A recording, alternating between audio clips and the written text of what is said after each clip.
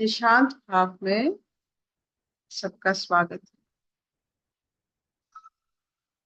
वैशाली जी आगे पढ़ें। हाँ अर्पिता, नमस्ते। नमस्ते आंटी। नमस्ते सब योगियों को।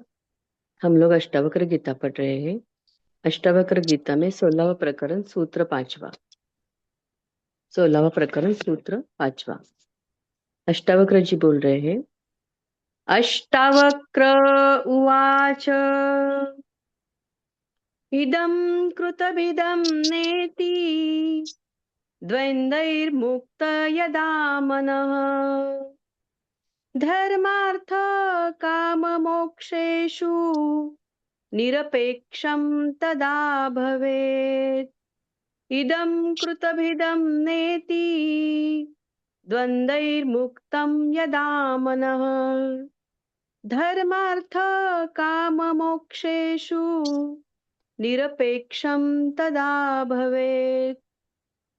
यह किया गया है और यह नहीं किया गया, ऐसे द्वंद से जब मन मुक्त हो जाता है तब वह धर्म, अर्थ, काम और मोक्ष के प्रति उदासीन हो जाता है। यह किया गया है और यह नहीं किया गया, ऐसे द्वंद से जब मन मुक्त हो तब वह धर्म, अर्थ, काम और मोक्ष के प्रति उदासीन हो जाता है। हरिओम।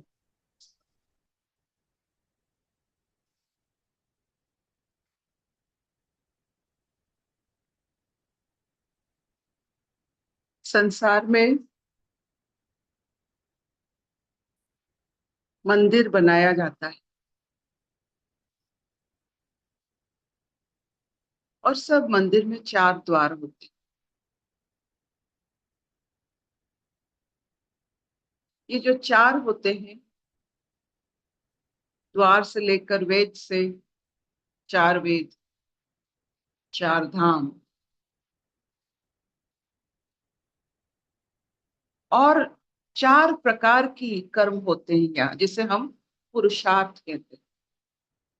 मतलब यहाँ कोई भी इंसान अपने आप को यही मार्ग में पाएगा। कौन से मार्ग? धर्म में कोई को धर्म में रहेगा, कोई अर्थ प्राप्ति के लिए, कोई कामनाओं की प्राप्ति के लिए, कोई मोक्ष प्राप्ति के लिए। ये सब पुरुषार्थ है,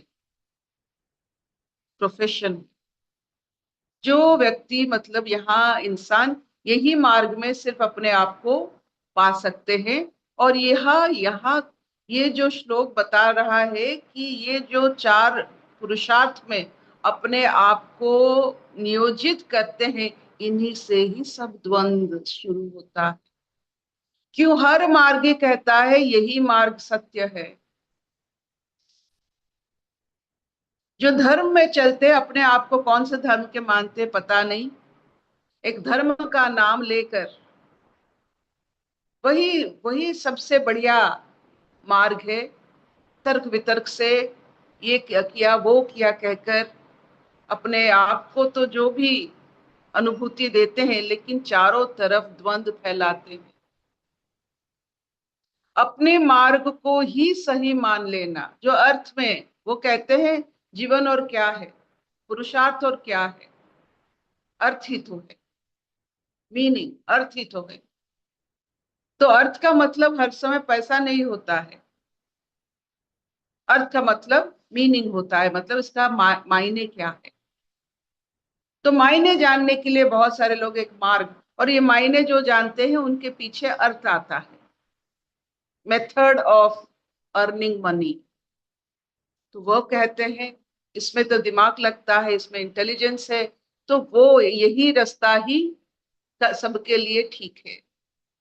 जो कामनाओं वासनाओं की पूर्ति में पूरा जीवन बिता देते हैं, पता नहीं चलता उसके आगे कुछ है, उनके बारे में और मैं क्या कह सकती। जो मोक्ष की राह पर चल पड़े हैं वो सोचते कि मोक्ष एक ऐसी अवस्था है, सबसे मुक्ति मिल जाता है, और वो एक ऐसी अवस्था है कि आप उसको प्राप्त करने से सारा ब्रह्मांड का आप प्रशंसा के पात्र हो सकते हो और एक महान महानुभव हो सकते हो।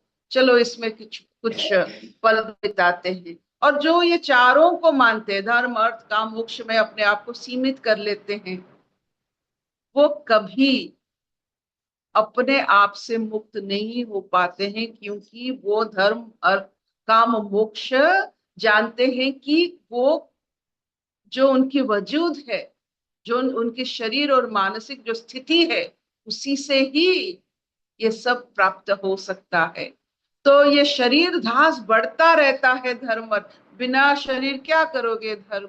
तो शरीर को मान्यता देते हुए ये चारों राहों में अपने आप को शरीर के साथ प्राप्त करते हैं, इसीलिए वो और मजबूत, शरीर मजबूत हो जाता है, शरीर धास बहुत बढ़ जाता है, अहंकार बहुत बढ़ जाता है, द्वंद्व बहुत प्रचार और प्रसार हो जाता है। तो आज अष्टवक्र जी यही कह रहे हैं, तुझे कुछ पुरुषार्थ करना नहीं है, दूर रह। ये किया ये नहीं किया इसका भी सोच नहीं है, ये कर्म कर चुका है, ये कर्म बाकी है, इसका कोई सोच अगर अगर अगर दिमाग में आता है तो द्वंद्व फैलता है, कुछ नहीं है। तो अकर्म है, तो आत्म भाव में तेरा कोई कर्म नहीं बनता है। ये हम आहिस्ता आहिस्ता जान लेते हैं, जो प्रारब्ध से मुक्त होते जा रहे हैं, कर्म उनको आकर्षित नहीं करता है, कर्म मुक्ति ही उनको आकर्षित करता है। मतलब कैसे कर्म करे और किसी को पता ना चले, let me die unknown unseen. ये जब विलियम वर्ड्सवर्थ की एक बहुत सुंदर कविता थी कि ऐसे मैं जीऊं कि किसी को पता ही नहीं चले, ऐसे कर्म करो कि पता ही नहीं चले। ये जो पता ही नहीं चलने वाला, मतलब आप ईश्वर के सत्संग में आ गए,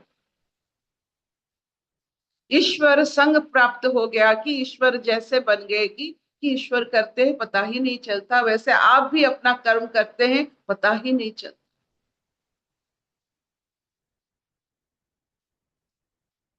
तो ये जो श्लोक है सबको यही कहता है, इससे मुक्त हो जाओ, क्योंकि इस संसार में इस चार मार्ग में सब चलने वाले हैं। कोई कोई किसी मार्ग को अपना सही मार्ग मानता है, तो अपना तर्क और वितर्क करके अपने आप को और बंधन में डालता है, और अंत में वो कभी भी बंधन मुक्त होकर जो आत्म भाव है उसे अनुभव नहीं कर पाता है। कोई भी मार्ग, कोई भी कर्म आपको कभी भी उस स्थिति में आपको नहीं पहुंचा सकता है, ये जान लीजिए। आप अगर कुछ भी मार्गी हो, वामपंथी, डायनापंथी, ये सब कुछ मार्ग नहीं होता है। जैसे दिया जलता है, जलती है तो चारों तरफ उसका उजाला होता है, कोई मार्ग नहीं होता है। ईश्वर का कोई मार्ग नहीं है, सूरज का कोई मार्ग नहीं है, वो चारों तरफ फैलते हैं। वैसे ही होते हैं आत्मज्ञानी। तो मन में अगर कुछ है कि ये काम हो गया, ये काम रह गया, उससे मुक्त हो जाइए। कर्म बंधन बहुत ही बड़ा,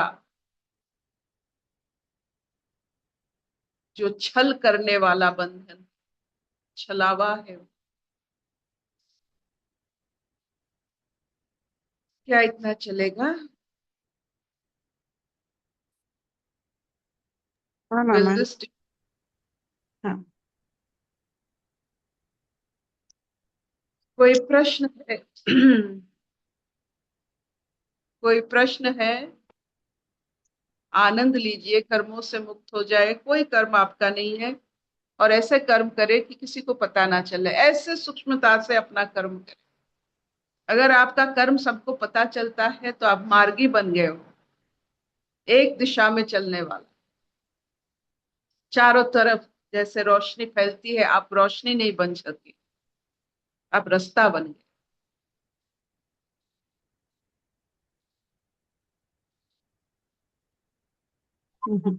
ततो मां सद्गमय, तमसो मां ज्योतिर्गमय, मृत्युर्मां अमृतं गमय, सर्वे सुखिनः सन्तु, सर्वे सन्तु निरामया, सर्वे भद्राणि पश्यन्तु, मा कश्चित् दुःखभाग् भवेत्।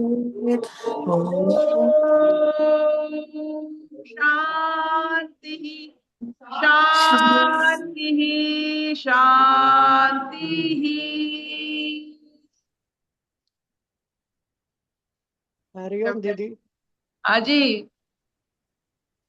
ये जो आपने अभी कहा है कि इन कर्मों से छूट छूट जाओ, पर हमें ये पता ना चले कि हम ये कर्म कर रहे हैं।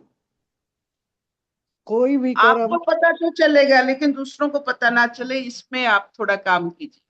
आपको तो पता चलेगा आप कुछ कर रहे हो, लेकिन दूसरों को पता ना चले। आपने जी, चाय बना लिया सबको, सबके लिए, किसी को पता नहीं चले कि कौन बनाया। घर में इतनी श्रृंखलित भाव में सब काम करे, किसी को पता नहीं कौन कर लिया है, और सब में आप ईश्वर ही देखोगे, नहीं तो मनुष्य को देखोगे। अगर जी, ईश्वर देखना चाहते हो तो ऐसे काम करते हैं किसी को पता ना चलते, तो सब लगेगा ईश्वर कर रहे हैं, नहीं तो मनुष्य करता हुआ दिखेगा। ठीक है दीदी। जो भी करना है चुपचाप कीजिए, बाथरूम साफ करना है कर लीजिए, किसी को पता ना चले। जी, शबना नहीं, हरिओम। चलो। हाँ मामा, बढ़िया, थैंक यू। कोई तो कुछ पूछो, पूछते क्यों नहीं?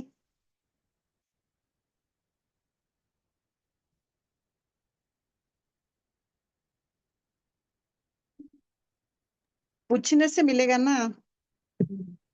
गाय का थना में दूध होता है, बछड़ा खींचने से दूध निकलता है।